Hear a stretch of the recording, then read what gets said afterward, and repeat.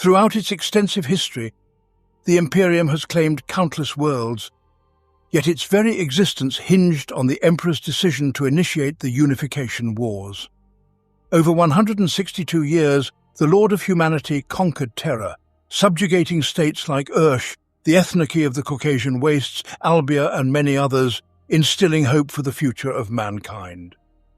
By the close of the 29th millennium, nearly 30,000 years had passed since humanity first departed an overpolluted and depleted Earth to explore the unknown riches and dangers of the stars beyond their homeworld.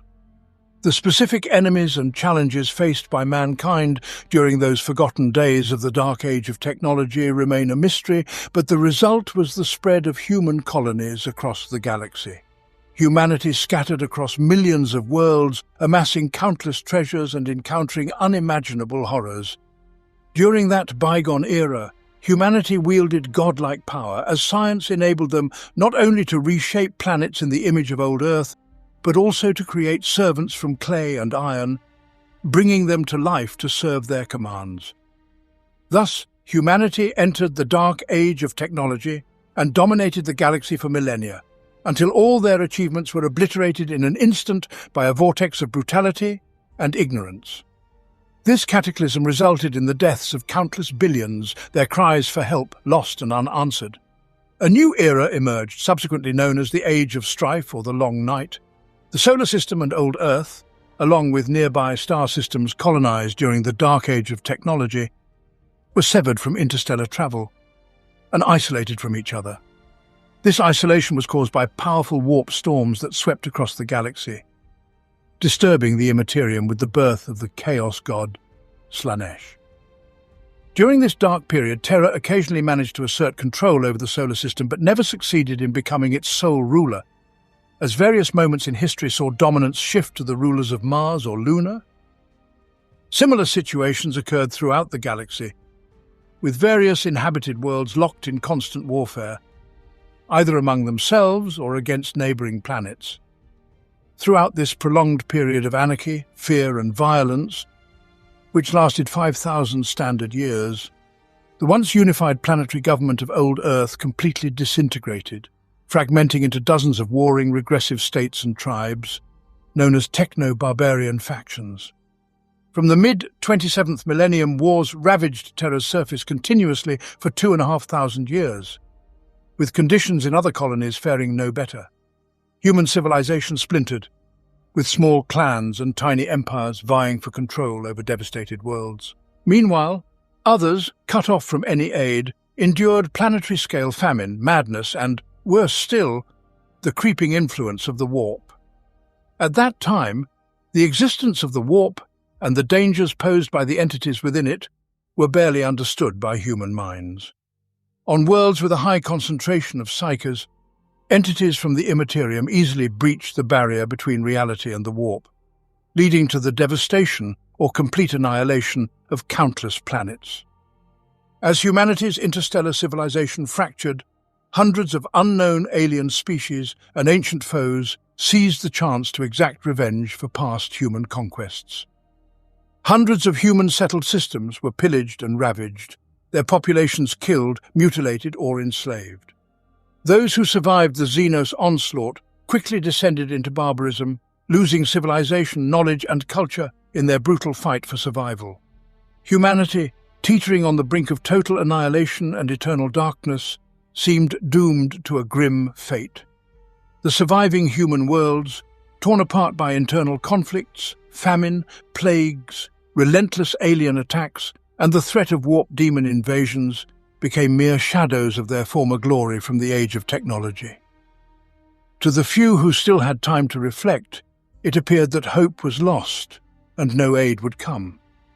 They foresaw only a slow, bitter decline and destruction, convinced that no force, however powerful, could save humanity from its impending doom. Yet they were blind and profoundly mistaken. During the Age of Strife, Terra plunged into a level of savagery and horror unmatched in the galaxy. Little remained of the once sophisticated old Earth, which had once been the center of a flourishing interstellar civilization marked by advanced science, high culture, and unimaginable technology. Techno-barbarian warlords and their ruthless hordes waged endless wars over the planet, reducing it to little more than a battleground for a war of attrition. These warlords employed chemical, biological, and even thermonuclear weapons of mass destruction, gradually turning humanity's cradle into a battered post-apocalyptic wasteland, much of it scarred by radiation.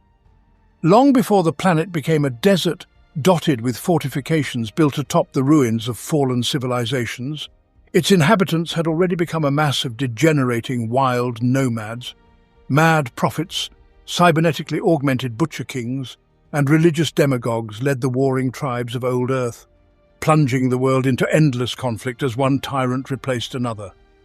Petty empires rose and fell overnight, and tribes formed, were destroyed, and reformed as diminished, hardened echoes of lost glory and forgotten triumphs. Countless billions perished, unrecognized and forgotten, while those who survived whispered names like the Unspeakable King and the Seven Neverborn, creating legends that would haunt future generations. Anarchy and bloodshed defined this dying civilization. It was against this backdrop of relentless violence and unrestrained brutality that the Emperor of Mankind first revealed himself to the people of Terra in the 29th millennium, emerging as a warlord more powerful than any other. In secret, the Emperor had meticulously planned for this moment in history over the course of millennia, ever since the Age of Strife had shattered the remnants of the ancient human federation that once spanned the galaxy.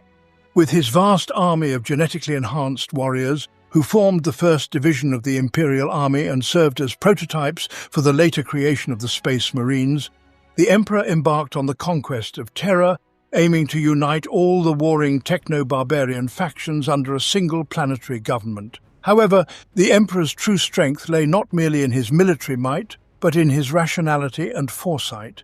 His scientific knowledge and experience were as unparalleled as his martial prowess, though few realized the full extent of his power and abilities. Yet his conquests were not driven by bloodlust or ambition, for his vision differed greatly from that of other warlords.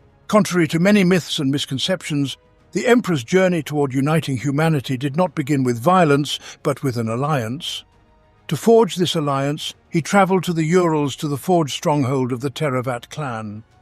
Despite the region's long history of being plundered for its riches, none could match the scale of the Teravat clan. It was said that the clan's strength came from the same source as the Mechanicum. How else could one explain that the techno-theologians of Teravat not only survived the dark age of technology, but also carved temples into the bones of the Ural Mountains, where they remained hidden from the ravages of the long night in total isolation until their existence became nothing more than a whispered legend? When the members of Clan Teravat finally emerged from their seclusion, they found their world ravaged by wars between monstrous etharchs and tyrants.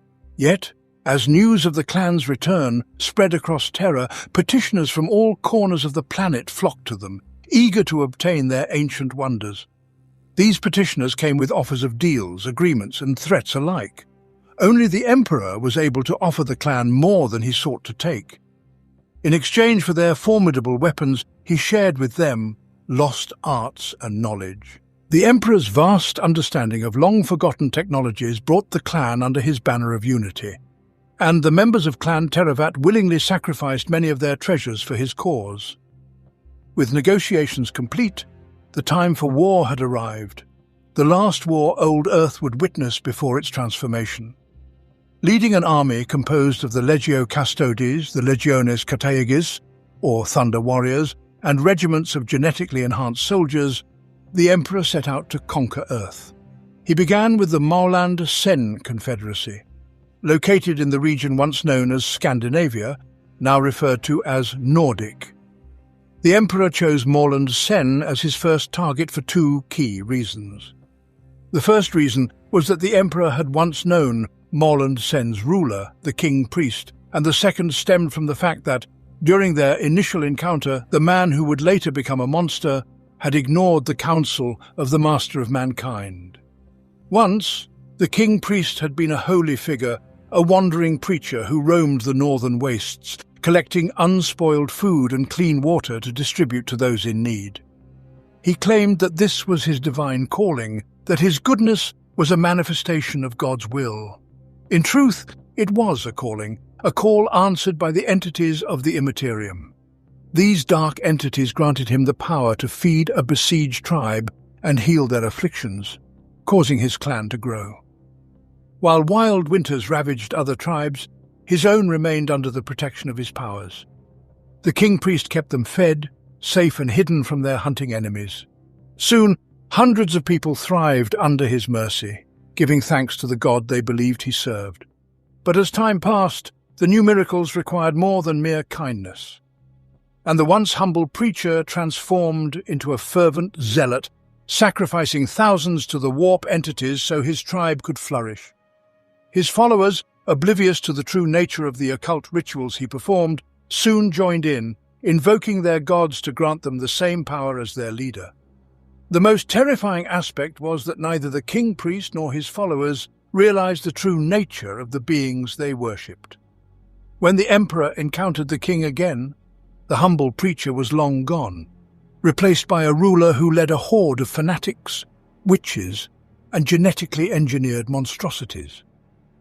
In the first and last battle against the king-priest, the emperor, alongside 30 custodians, the 4th Legion of Thunder Warriors, and 22 regiments of the Imperial Army, faced the forces of Morlan Sen. Despite being outnumbered and suffering heavy losses, including the deaths of 7,000 Thunder Warriors, the emperor's forces defeated the horde.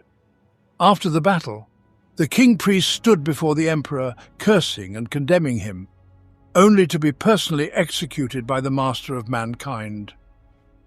With this victory, the emperor pressed on with his conquests, setting his sights on Albia. However, after the conquest of Nordeich, the emperor's loyal servant, Constantine Valdor, began to harbour doubts, not about the emperor's plans or methods, but about the warriors of the Legiones Categis. Valdor had witnessed them being consumed by rage and madness during the battle against the unholy hordes of the king-priest, and began to suspect that their fate was already sealed. Meanwhile, the emperor's forces were already advancing toward their next target. The conquest of Albion proved far more challenging than the destruction of the Morlan Sen Confederation. This techno-barbaric state was renowned for its ancient warlike clans and was nearly entirely composed of towering, soot-blackened fortress cities. The Albia refused to submit to the emperor, meeting his thunder warriors with their proto-dreadnoughts and the armoured soldiers of the Ironside clan. In battle after battle, the Albans managed to resist the emperor's forces, but at the cost of staggering losses. This made the techno-barbaric state a formidable challenge for the emperor during the Unification Wars. So formidable, in fact, that the emperor, impressed by the defenders' determination and brutal resilience, chose to halt the hostilities and pursue a diplomatic approach to conquer Albia. Recognizing the warlike nature and indomitable spirit of his opponents, the emperor called for a ceasefire and sought to resolve the conflict through negotiation. The master of mankind, unarmed and dressed in white and crimson robes, stood before the lords of the Albion clans and shared his vision of a united humanity. He offered the Albans glory among the stars and a chance for redemption. To the surprise of many, the warlords of Albia, recognizing that the emperor was unlike the tyrants of the past, accepted his terms and soon became some of the most ardent supporters of unity. Once Albia came under his rule, the emperor saw in the Albans the ideal genetic stock for the recruits of the nascent Astartes legions. When the legions were formed, the Albans became the core of the 8th, 10th and 14th legions. After securing victory over Albia, the emperor went on to conquer several other techno-barbarian states, including the Frank, Merica and Gyptus. The Raptor Imperialis soon flew over much of northeastern Africa, which had been ruled by the so-called Ruby dynasty. The Ruby dynasty, or Adedeji, ruled from the depths of their citadel and opposed the emperor's vision of a united humanity. They suffered a devastating defeat in several battles, losing their status and being reduced to the role of simple labourers. However, not all states were eager for conflict with the emerging Imperium. For example, the Achaemenid Empire was one of the largest geopolitical entities to pledge allegiance to the master of mankind. and as a result it suffered little during the Unification Wars.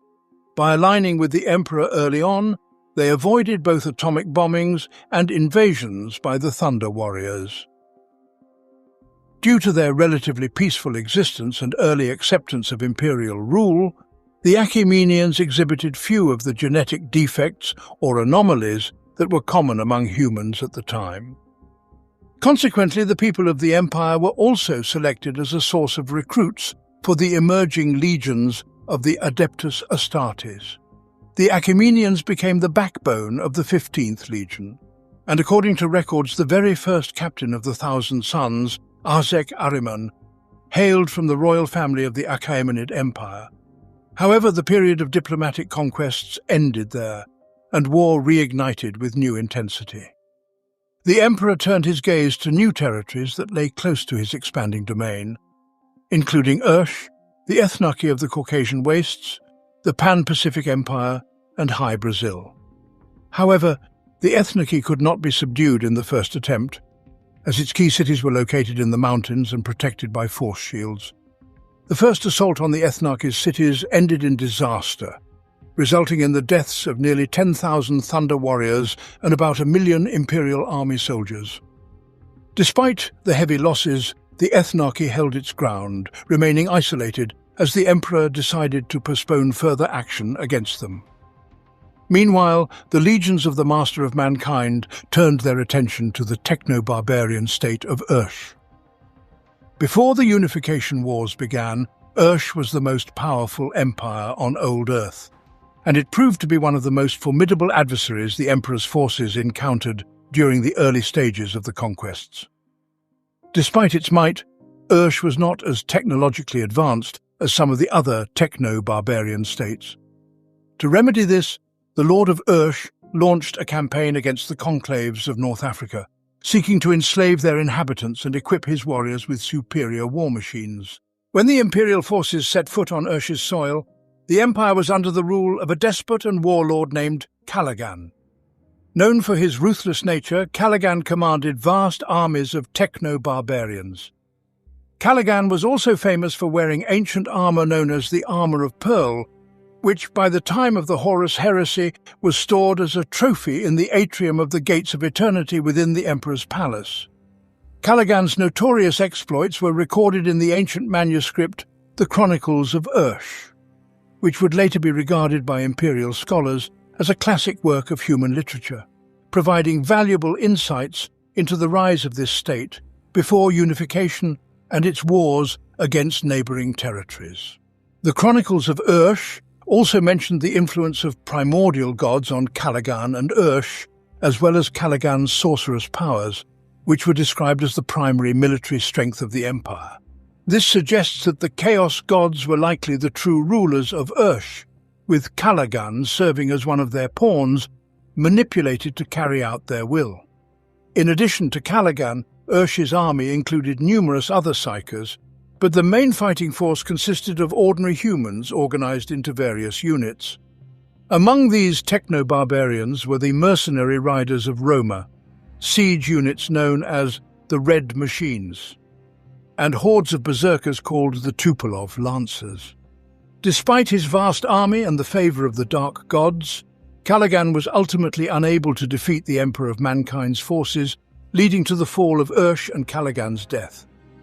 The Pan-Pacific Empire, like Ursh, was a highly powerful state, but it had been weakened by continuous wars with Albia shortly before the Unification Wars began. This techno-barbarian state encompassed the islands of the Pacific Ocean and the territories of East Asia, Australia, and the Japanese islands. Initially, the region was controlled by numerous techno-barbarian tribes that often clashed with the Indonesic bloc. Eventually, all the tribes of the Pacific region were united by a warlord named Khazar, who began waging war against the threat posed by the Brotherhood of Singularitism. This sect aimed to create a general-purpose artificial intelligence, believing it would lead to a technological singularity that could save humanity from all its woes. While later Mechanicum scholars largely attributed the tribe's war against the Brotherhood of Singularitism to mere superstition, There is a suspicion that the people of the Empire actually realized the Brotherhood was beginning to merge its technologies with the forces of the Immaterium, aided by demons which spelled disaster for them. Khazar's forces successfully stormed the Brotherhood's fortresses, largely destroying the cult, though one of its leaders, Moravec, managed to escape to Mars. Sometime after the Unification, possibly around the 27th millennium, the Pan-Pacific Empire was conquered by a warlord known as the Unspeakable King. According to legend, the Unspeakable King was one of the most powerful blanks in human history and led entire cults of blanks in the extermination of psychers. However, his reign was not to last. Eventually, he was overthrown by the clans of Albia, and the Pan-Pacific Empire fell under the control of the self-proclaimed tyrant Nathan Dume. Under Dume's rule, the empire became one of the most powerful techno-barbarian states, but its ongoing conflict with Albia gradually drained its strength. Though Dume was an exceptionally cruel ruler, he was acutely aware that humanity had lost a significant portion of its knowledge. He often pondered whether this ignorance was a curse or a blessing, given the horrors lurking beyond the warp. Shortly after Dume's rise to power, however, the Empire faced the might of the Emperor's forces. In a series of battles, the Pan-Pacific Army was crushed by the Thunder Warriors and numerous mercenaries. Dume was captured and soon executed at the insistence of Constantine Valdor, while most members of his court were imprisoned in Kangba Marwu. High Brazil, though not as powerful as Ursh or the Pan-Pacific Empire, resisted the Emperor for a significant period, but ultimately fell as well. At the time, High Brazil was ruled by the despot Dalmuth Kin, but after his defeat by the Imperial Army, power was transferred to his direct descendant, Lord Ferrum Sikar. However, due to his blood relation, Sikar was not granted a seat on the Council of Terror, as he was considered unreliable. Although High Brazil came under imperial control, it remained a semi-autonomous republic within the fledgling Imperium until the Administratum was established by Malcador. With the Unification Wars nearly concluded, an unexpected rebellion broke out in the lands of Frank.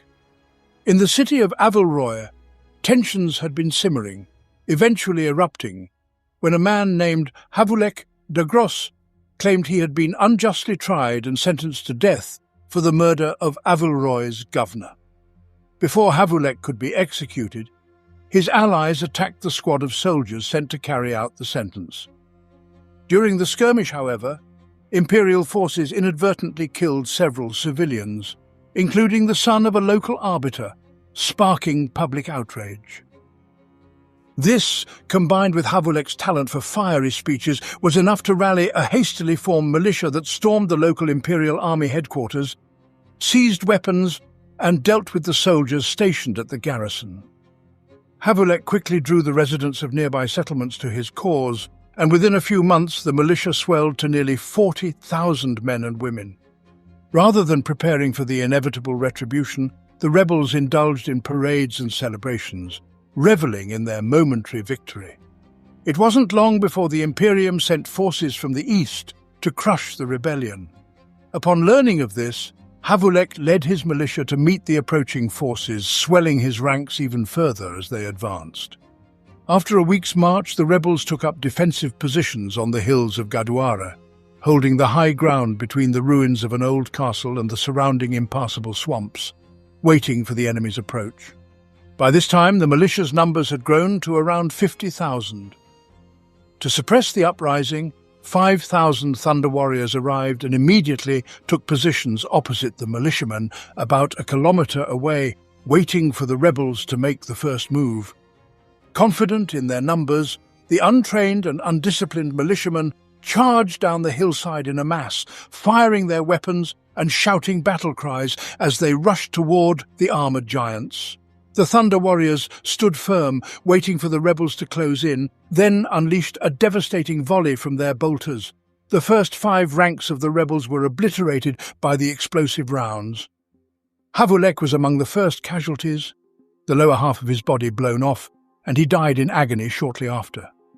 The remaining rebels, stunned by the sheer brutality of the attack, were paralyzed by shock before breaking ranks and fleeing back toward the hills in panic. Despite the enemy being decimated by the initial volley, the Thunder Warriors pursued the fleeing rebels, cutting down all in their path with their chainswords.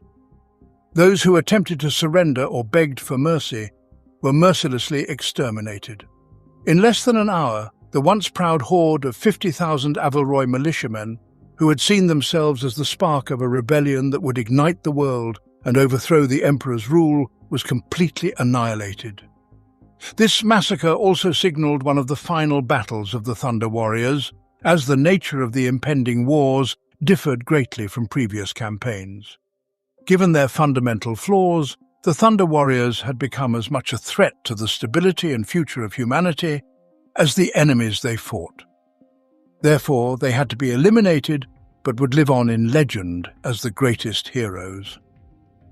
To create such a legend, the Thunder Warriors were sent to the realm of Urartu. Imperial historical records recount that the last significant battle of the Unification Wars, known as the Battle for Mount Ararat, occurred in Urartu territory in the year 669 of the 30th millennium, on a mountain that had once been submerged underwater. According to these chronicles, during this final battle, all remaining Thunder Warriors were killed by the Emperor's enemies, down to the last man. The records state that the legendary Thunder Warrior Aric Taranis, known as the Stormbringer, raised the standard bearing the Raptor Imperialis during the final declaration of unity, establishing the Emperor's dominion over all of Terra, before succumbing to his wounds. In reality, the last of the Thunder Warriors were slain on the orders of the Emperor during the Battle of Mount Ararat by his loyal servants, the Legio Custodes. The Thunder Warriors had outlived their usefulness in the Master of Mankind's grand plan. Having become biologically and mentally unstable, they needed to be replaced by more stable warriors, the Astartes. However, despite the declaration of unity, the Unification Wars still had 43 years left before their conclusion. Although the heroic sacrifice of the Thunder Warriors was widely recognized, a conspiracy began to form within the upper ranks of the nascent Imperium. This conspiracy was led by Grand Provost Marshal Uwoma Kandawire and Ushatan, the surviving Primarch of the Thunder Warriors. The conspirators' goal was to take Constantine Valdor into custody and put him on trial for the massacre at Mount Ararat, a decision that had not been approved by the Council of Terra. Their intent was not to overthrow the Emperor, but to hold Valdor accountable and perhaps curtail the power of the Master of Mankind. To achieve this, they gathered a formidable force, including mercenaries, Imperial Army units, and the surviving Thunder Warriors who had escaped the massacre. Since the Imperial Palace, where Valdor was stationed, was sparsely populated, and the Emperor was preoccupied with other projects, the conspirators believed they could seize control of the complex and apprehend Valdor. Initially, they met with great success, easily overcoming the small army detachments. However, their advance was halted when Ushatan and Kandawire encountered a lone custodian, Constantine Valdor himself. Valdor called upon them to surrender, and when they refused, the Captain General unleashed 10,000 Astartes. Although these Astartes had only recently completed their training, they used their superior coordination and discipline to swiftly annihilate the rebel forces, including the remaining Thunder Warriors.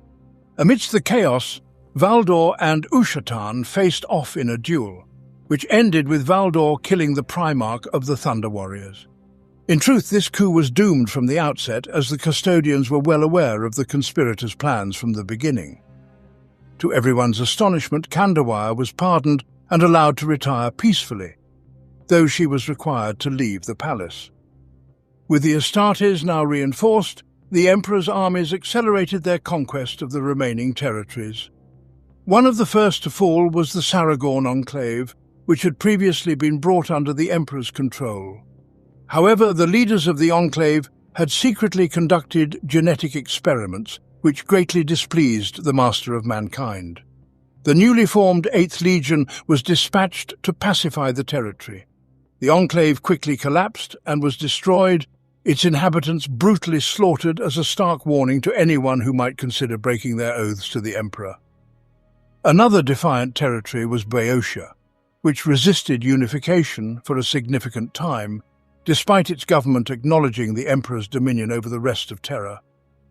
To preserve its independence, the ruling dynasty of Boeotia employed every available diplomatic strategy, doing everything in its power to maintain control. Showing remarkable patience and leniency, the emperor allowed the ruling Yselte dynasty of Boeotia to exist in a semi-autonomous state for over 150 standard years, hoping they would eventually integrate into the imperial government of Terra with dignity. However, instead of cooperating, the House of Yselte stubbornly clung to its independence until the imperial army, along with the Astartes of the 15th Legion, was forced to invade the province and suppress the rebellious state. Subsequently, the Astartes of the 1st Legion captured the kingdom of Akkad, which had been ruled by a cruel high king who had long resisted the Imperium, controlling Central Asia. The High King of Akkad was supported by his genetically enhanced slave soldiers known as Udug Hul, whose strength and endurance made them a terror in the Upper Asian basin. However, they were ultimately defeated by the combined forces of the 1st Legion and 4 other unnamed legions in the Battle of Samarkand. Despite the High King's forces numbering around 200,000 men, while the Astartes forces totaled only 10,000, the Udug Hul were completely annihilated, and the few survivors fled in terror after their leader was slain. However, not all opponents of the emperor, whose states fell to the Imperium's war machine, were executed or imprisoned. At least one of them was granted a great honor. King Gotha, who ruled the techno-barbarian kingdom of Occitania, fought the imperial forces valiantly. Though Occitania was conquered at the cost of nearly an entire company of the 8th Legion, the king was pardoned and granted the title of Rogue Trader by the emperor. The surviving warriors of the 9th Company swore eternal service to him. Meanwhile, the emperor's forces divided. He personally led the campaign to conquer the anarchy of the Caucasus wastes, while significant forces of the 17th Legion were dispatched to Antarctica to seize the mountain city-state of Orlok. The inhabitants of Orlok believed themselves to be the chosen children of ancient Terra, destined to survive the anarchy that had destroyed others. This confidence arose from their belief in the protection of ancient spirits of death and life, deities worshipped by the people of Orlok. The emperor recognized that diplomacy and soft words would be futile in this situation, so he dispatched his most formidable iconoclasts, the imperial heralds. Upon their arrival in the city, the heralds presented the inhabitants with a stark choice: kneel and accept the imperial truth, or face total annihilation. However, the priest-kings of Orlok did not even consider the message before responding. They immediately ordered their forces to open fire on the transport carrying the imperial envoys. When the transport crashed onto the icy plains, the 17th Legion launched their assault. Bombers appeared in the sky without delay, and the mountain on which the city stood began to fracture under a barrage of seismic charges. Siege tanks advanced from the flanks, firing shells into the fissures in the rock, penetrating deep into the mountain. Following them were warriors clad in grey armor, unleashing a storm of bolter fire and scorching everything in their path with flamethrowers. After 3 solar hours of relentless battle, the remaining inhabitants were driven into the central cavern. Once all other tunnels and caves had been cleared, the Astartes halted their assault, sealing every pathway, entrance and exit to the central cavern. Meanwhile, the survivors waited in anxious silence, uncertain of what fate awaited them. Their answer came in the form of a downpour of stone shards and red fire. The elite iconoclasts of the imperial envoys, Astartes from the ruthless special formation known as the Ashen Circle, descended upon the last idolaters like comets falling from shattered heavens. They spared no one, killing every inhabitant. When the massacre was over, the Marines overloaded the geothermal power stations beneath the mountain, causing lava to flood the caverns, consuming the stone idols and the city itself. Thus Orlok fell, and the news of its destruction spread across Terra and beyond. It became clear to all that faith in false gods would lead only to destruction and ash. The conquest of the Caucasus Wastes was one of the final great battles of the Unification Wars, cementing the emperor as the uncontested ruler of Terra. But this victory was hard won. The mutated eugenics oligarchs who ruled the Caucasus Wastes presented one of the most formidable challenges that the emperor's forces encountered during the war. Though the Caucasus ethnarchy was small in number compared to the fanatics of the Indonesic bloc or the wild hordes of Ursh, its power lay in its possession of dozens of relic technologies and devastating weapons that had been preserved since before the Age of Strife.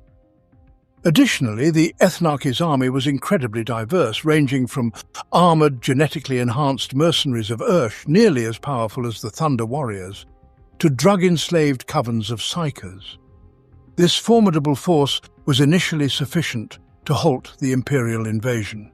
When the time for retribution finally came, nothing was left to chance.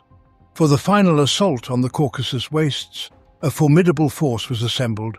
6 legions of Astartes, the united strength of the Legio Custodes, led by the emperor himself, and a multi-million-strong army composed of various mechanized battalions.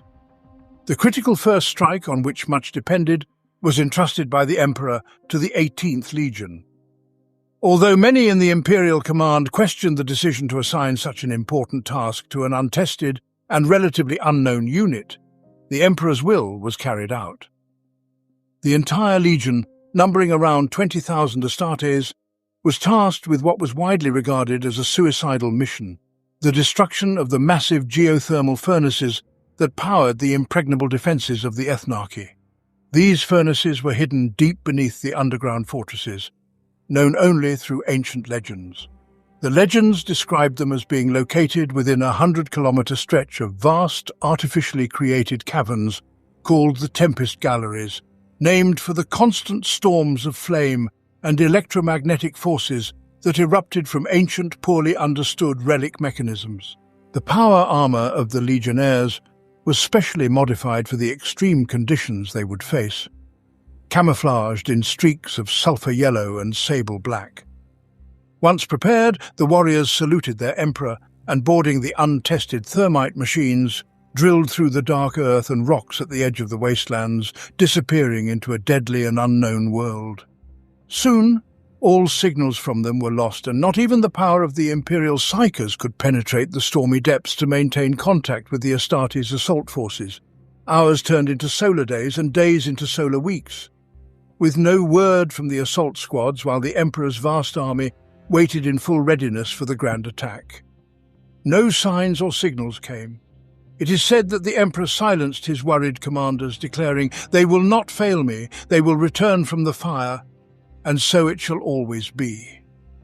According to some accounts, moments after the emperor's words, the region was rocked by strong tremors, felt even in the distant city and the jade citadel of Hangul.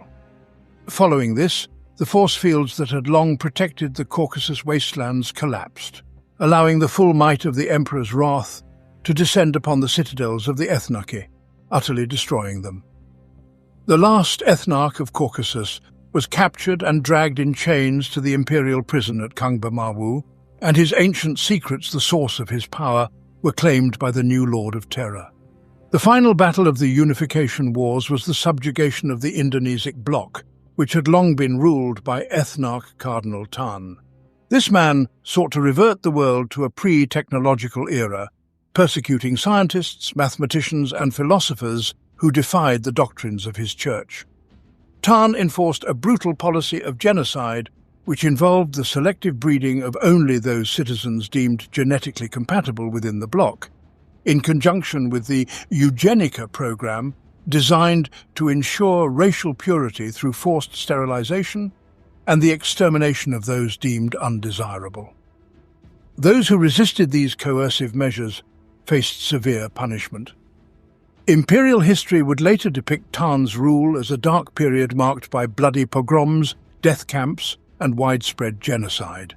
However, the Indonesic bloc eventually fell to the Imperium, and Tan was captured and imprisoned in the infamous Kangba colony. The cardinal attempted to conceal his identity and blend in with the common prisoners, but just days after his arrival, his fellow inmates discovered who he truly was and killed the former ethnarch. With the battles concluded, the people of Terra were granted not only stability and peace, but also a renewed hope for the future. Even as the conquest unfolded, the Emperor had begun establishing a civil administration to reorganize Terra, transforming it into the throne world from which he would govern the other human-occupied worlds, as it was clear that the conquest of Terra was merely the beginning. Yet despite the cessation of constant conflict on the planet, the Unification Wars were not entirely over, for the Emperor faced one final adversary, Uriah Olathair, a surviving rebel from Frank. Olathair was born into a clan that had endured the destructive age of strife while retaining much of its wealth and land. This afforded him a privileged upbringing, but he developed a rebellious nature which only intensified as he witnessed the unification of Terra under the Emperor's rule. Upon reaching adulthood, Uriah set out on a journey across Terra, seeking out remnants of resistance, but even the most remote regions had already sworn allegiance to the Emperor. Eventually, in the lands of Franks, he found the rebellion he had been searching for. There he joined forces with a militia determined to overthrow the Emperor. However, during the Battle of Gador, this army was utterly destroyed and Olathair was severely wounded. Despite his injuries, Uriah managed to escape, and while wandering through the hills, he experienced a vision which he believed was sent to him by a god, and his wounds miraculously healed. After surviving, Olathair attempted to return to his family home, only to find it pillaged and his family slaughtered by Scandian raiders. Taking a few mementos, he left and eventually stumbled upon the Church of the Lightning Stone. At that moment, he had a profound realization. He believed he had been spared at Gador so that he could atone for his past actions and serve the god he now worshipped. Embracing this newfound faith, he became the last priest of the Church of the Lightning Stone, delivering sermons that resonated deeply with the people. This church held the dubious distinction of being the last public place of worship to be destroyed by the Emperor's wars. The Emperor himself witnessed its destruction, disguising himself as a simple warrior named Revelation. In this guise, he engaged Olathair in a debate on the merits of religion versus the virtues of the imperial truth.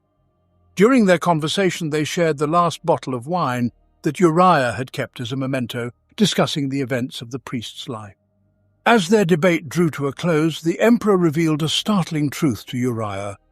The vision Olathair had experienced was not sent by a god, but by the Emperor himself, manifesting his psychic power. This revelation caused Olathair to waver in his faith, and he briefly considered joining the Imperium. However, when the Emperor ordered the burning of the church, Uriah chose martyrdom, perishing in the flames. Thus, in the year 720 of the 30th millennium, the Unification Wars came to an end. Following this, the Emperor journeyed to Mars, where he met with the tech priests of the Mechanicum. In exchange for access to the vast infrastructure of the ancient Mechanicum, the support of the Titan legions, knights and legions of Scitaria, essential for the Great Crusade, the Emperor agreed to grant the Mechanicum full political autonomy on Mars and other Forge worlds, along with exemption from the atheism required by the imperial truth. This pact, known as the Treaty of Olympus, marked the true birth of the Imperium of Man and established an eternal alliance between Terra and Mars. Just 59 years later, the Great Crusade began, with the first expeditionary fleets leaving the solar system, carrying the hope of lost humanity. Some heretics and demagogues argue that the Imperium is no better than its enemies, claiming that its leader is a tyrant with absolute power, condemning entire kingdoms and species to death. They accuse the Emperor of being a ruthless autocrat in life and a godlike figure in death, demanding daily human sacrifices by the thousands, leaving behind warring states and a paranoid warmongering society that wages war across the galaxy. However, the Emperor's conquest was never driven by a lust for power or personal gain. He never indulged in riches, women, or comfort. He never became one of those complacent conquerors who rest on their laurels, squandering the spoils of victory on hedonistic pleasures. The Emperor fought for humanity, for progress, until the very end. He advanced technology, refined statecraft, and maintained order within the Imperium. While it is easy to find flaws in the empire he built and in the sons he raised, it is important to ask, could anyone have achieved more? Is there a way to govern a galaxy-spanning empire with trillions of inhabitants? How can one man, even one so enhanced and gifted, stand against the combined might of the Chaos Gods and protect his countless subjects? To err is human, and no other being of flesh and blood has ever come close to surpassing the Emperor's achievements.